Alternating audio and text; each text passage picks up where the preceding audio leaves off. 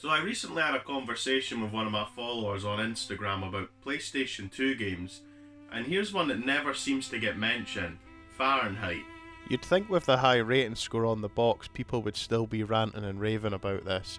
Same as people do for Grand Theft Auto, Resident Evil, Silent Hill, and even the WWF wrestling games that came out at that time.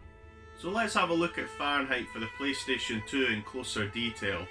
My PS2 library on Instagram, this one's for you. Released in September of 2005 for the PlayStation 2 and Xbox.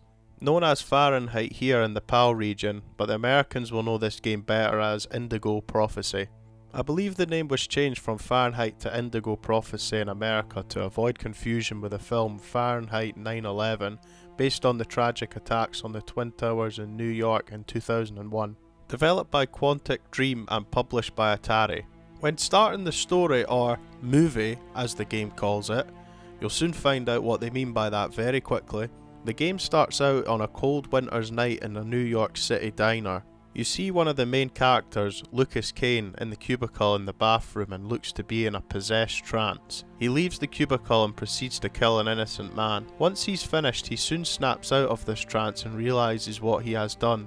It's from here you follow the story of Lucas Kane to find out what had taken over him to commit that murder. While on the other hand you also follow the story of two detective police officers, Carla Valente and Tyler Miles, who are trying to capture the killer, Lucas Kane. This was the first time I've seen this style of gameplay if I can remember correctly, and it sort of blew my mind in a way. Playing the game as 3 different characters was a great idea, but the only problem I do have with this is that you kinda know what's going to happen next at some points. But towards the end of the game, it just gets a bit crazy, and I still have no idea what's going on when I come back to play this. I can say this though, the voice acting and cutscenes do still look and sound amazing. It really is the strong point for this game.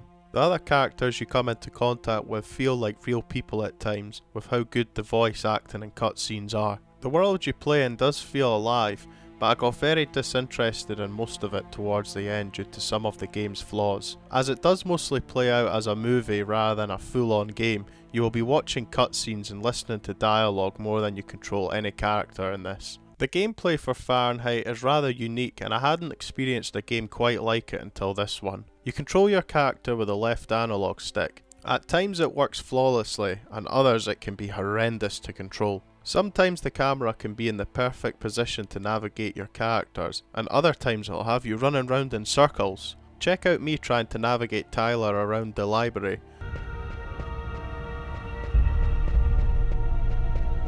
Was a bloody nightmare. You can press the R2 button to adjust the camera to fix onto what you're facing, so I found holding that down at all times to be very helpful. You can interact with objects and people when prompted to with the right analog stick. Almost all people and objects you come into contact with in the game you can interact with. This will come apparent when you first take control of Lucas Kane in the toilet of the diner. You can use the sink to clean the blood on your hands.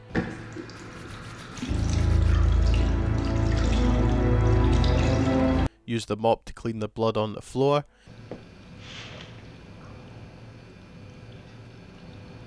You can even move the body into the cubicle of the toilet. I'll never forget my first time playing this bit and being amazed by it all, but it can become very tedious later. Because the game is playing out all 3 characters in a realistic world, it can be like playing a life simulator at times. There could be a cutscene, and then you'll be prompted to go get some glasses, so you have to open a cupboard, then pick up the wine glasses, then go to the fridge, and then sit them down, then pour the wine into the glasses, all manually, so it just drags at times for me. Coming back to play this again for the video, I wasn't going to play it through rose tinted glasses, but one thing I cannot stand was the Quicktime Events in the cutscenes for absolutely no reason at all at certain parts. I understand the reason for having them in some bits. For example, there's a part in the game where Lucas Kane is tripping absolute balls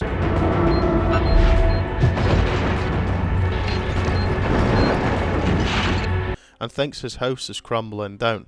I understand having them here for dodging objects and whatnot, but for having them mid-conversation while Detective Tyler Miles is questioning you,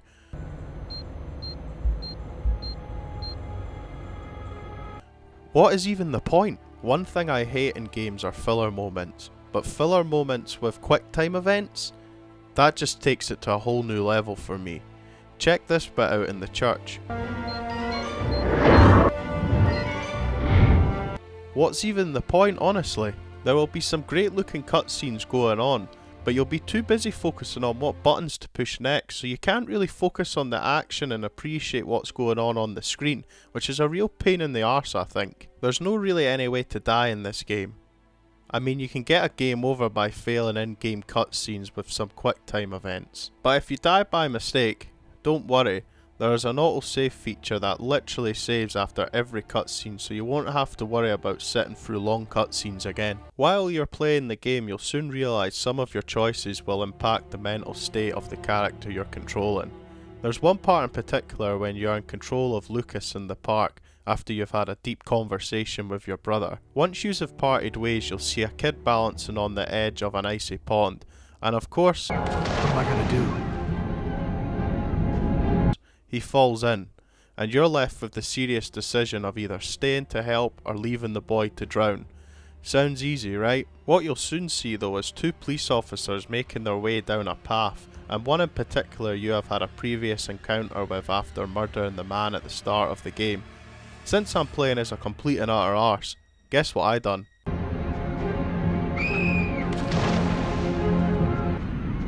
Maybe I could have saved that kid. This set Lucas's mental state over the edge. There was another part right at the start of the game when you're still in the diner. As you're preparing to leave, you are left with the choice of either paying for your bill or doing a runner. I wonder what I done. Sir? The waitress.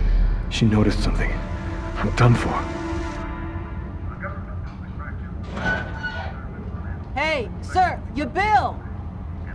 Look, I've played this game too many times over the years as a good guy, so time to turn the tables a bit, eh? I think the game gives you this feeling of you can control how the story plays out, but I don't think your decisions alter any sort of outcome apart from affecting your mental state, which in reality doesn't mean much in the game. It's just there. You will quite literally never see the light of day in this game. Thrill Kill, which is well known for being the game that never seen the day of light. Well known for being the game that never seen the day of light. Well known for being the game that never seen the day of light. Thanks for pointing that out in my Wu-Tang video.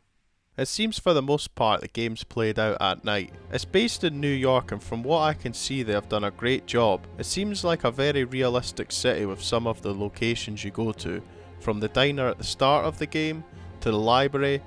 I inquired in the office and I ended up in a bookshop specializing in old books run by a guy named Takeo. To even the laundrette later in the game.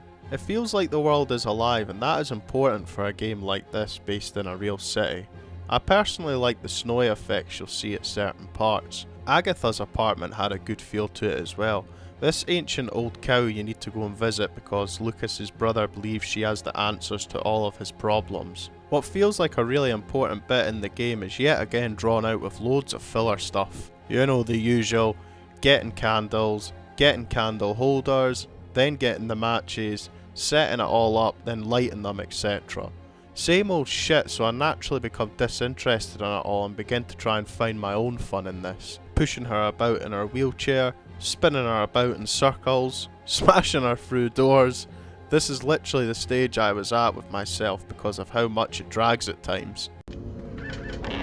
One bit I did enjoy and still do is when the woman who works in the diner is brought to the police station to recreate an image of what the killer looked like. Who did I make?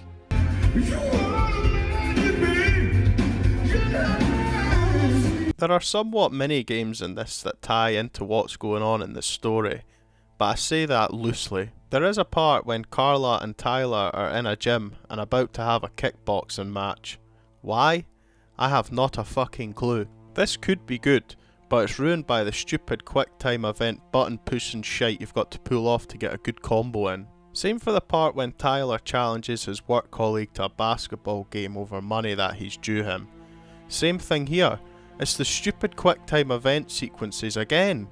I'd rather they took the time to do this properly, but then again, saying that, there is a part in the story where Carla goes to speak to someone who worked on a murder case way before the present time in the game. She goes to a shooting range where he is located, and for some reason he suggests she gets some practice in with shooting, and you'd be amazed. It's not QuickTime button pushing. You can actually manually shoot, but my god it's awkward as hell. May look easy from footage, but this was actually brutal playing. Just another filler moment as well, I should add, for no bloody reason. I'm actually starting to think this whole game is one big endurance test with some of the things it made me do. The music on the other hand fits the game perfectly, I think. There are many licensed songs in the game in which I can't play for obvious reasons, but as far as created music for the game, it's mostly orchestral music. Fits the mood and feel perfectly at times. Intense when you're faced to make quick decisions, and slow when interacting in serious conversations. The music at times also feels rather claustrophobic and raises anxiety at times to fit the mood for the mental state your character is in. Definitely brilliant work from the team on that one, I must say. There are collectibles in this game in the form of bonus cards. They are scattered around various locations in the game. Some have a bonus of +5 up to +20. They're pretty much just currency for buying unlockables in the bonus section of the main menu. These range from buying concept art photographs to little mini movies showing the team doing the voiceovers for the characters, but this little movie in particular had me laughing.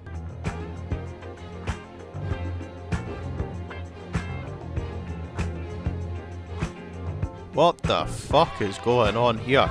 In the bonus menu you can also replay certain mini-games from the main game which I've already covered. Also, here's a little tip for you. If you watch all the credits at the end of the game, you'll be gifted with 200 bonus points to spend in store. I managed to buy everything available after one playthrough and still had enough bonus points left over, so I wouldn't worry too much about collecting every single one in the game. Now, I've played this game many times over the years and it's always ran flawlessly for me. I even checked the disc before playing and can say it's in mint condition. But check this out. At the start, while in the diner toilets after cleaning up evidence from the murder Lucas has committed, I'd done everything. Hid the body, hid the knife, mopped up the blood, cleaned my hands in the sink, even tried to buy a pack of Johnnies, but that never worked. Guess he'll no be getting his hole that night. The screen then splits to show the police officers coming into the toilet, so I tried to leave, and it's no letting me. Then I realise it's prompting me to interact with the body again, but it's not there. So I push the analog stick anyway, and the body appears again. Now the police officer is in the toilet, and just look at this shit mess. What the fuck is going on? The police officer just walks in casually while there's some dead guy just floating about, and I'm standing there twiddling my thumbs. Fuck's sake. Imagine if this happened on your first ever playthrough when it was released. You'd be well put off by it. Nothing like that has ever happened to me before. Please let me know in the comments if you have experienced this. It's mental, but it did make me laugh. Shit, that's crazy! I did love this back in the day, and for years when I would mention it to people, I'd still have that feeling for this. But after playing it to capture the footage for this video, I have changed my opinion. Yeah, visually it still looks great. The voice acting and cutscenes are incredible, but there's just too much filler for me, and too many cutscenes with added Quicktime Events for no reason. There was a part in the game towards the end where Carla confesses to Tyler she has been speaking with Lucas, who at this point they've been trying to capture for ages. Tyler just decides to leave and give up for no reason. Anyway, as long as you do what you think is right, you can't go too wrong. Makes me think, fuck it, if he's given up, why should I bother? Even with its flaws, I would recommend for you to at least try it if you haven't already. It really was ahead of its time, and very innovative with its style of play. Like I said in the video, whenever I'd speak about this game with people, I'd always say how great it was, but now coming back to play it, I've kind of changed my opinion on it just a bit. Yeah, it still looks brilliant, don't get me wrong, visuals are fantastic, cutscenes, the voice acting, it's all brilliant, but there's just too much filler for me, and this day and age I just cannot be arsed with filler stuff anymore, it's too much for me. Like I said, it was one of my followers on Instagram who I was chatting with who made me think about this game again and thought it would be a good idea to do a video for it for the channel. I'll put a screenshot of his Instagram somewhere about here so you can go and check him out. He just posts PlayStation 2 stuff, so any lover of the PlayStation 2 will love to see the content he posts. Anyway, that was my video. I hope you enjoyed. Maybe leave some comments of your experiences of the game, that would be great, past or present. Subscribe to my channel to be kept up to date with future content, and yep, I'll see you in the next one.